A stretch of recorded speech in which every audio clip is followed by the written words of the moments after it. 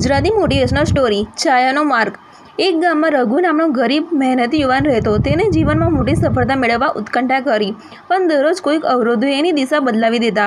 એક દિવસ ગામમાં મોટા સંત સ્વામીજી આવ્યા। રઘુ તેમના દરબારમાં ગયો અને પૂછ્યું, મારે જીવનમાં મોટી સફળતા જોઈએ છે, પણ મને કોઈ રસ્તો દેખાતો નથી, શું કરું? સંતે સ્મિત કરી એક રહસ્યમય વાત કહી, ગામની બાજુમાં જે જૂનું જંગલ છે એની અંદર એક છાયાનો માર્ગ છે। તે માર્ગ માત્ર સાહસિક અને શ્રદ્ધાવાન માણસોને મળતો છે। જો તું એ માર્ગ શોધી લઈશ તો તારા જીવનમાં બધા અવરોધો દૂર થઈ જશે। રઘુએ તરત જ વિચાર કર્યો અને બીજા દિવસે જંગલમાં પ્રવેશ કર્યો। દિવસો સુધી તે ભટકતો રહ્યો, થાકથી તૂટી પડ્યો, ભૂખે તરસે તડપ્યો, પણ હાર નહોતો માની રહ્યો।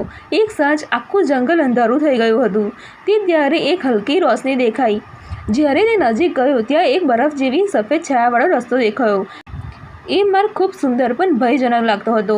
એક બાજુથી અવાજ આવ્યો, જે આ માર્ગે ચાલે છે તો પાછો ફરવાનો રસ્તો ન રહેશે, શું તું તૈયાર છે?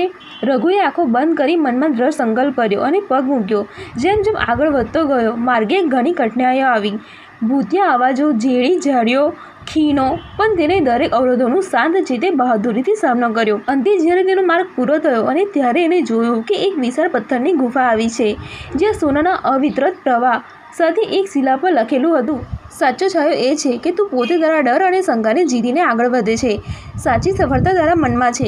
રઘુએ સમજ્યું, જીવનમાં કોઈ પણ સાફ રસ્તો નહીં હોય, પણ જેને અંધારામાં વિશ્વાસ અને સાહસના પગલાં મૂક્યા છે તે જ પોતાના સપનાને સાકાર કરે છે। તે રઘુ ગામનો સૌથી સફળ માણસ બની ગયો, પણ એના હોઠો પર એક વાત હંમેશા રહેતી, અંધકાર વચ્ચે પણ ચાલતા રહો, કારણ કે સવાર નજીક છે। વાર્તાનો સંદેશ: વિશ્વાસ અને પરિશ્રમ સાથે જે સોફ્ટ અંધકારમાં પણ ચાલે છે તે સફળતાના ઉજાસ સુધી પહોંચે છે।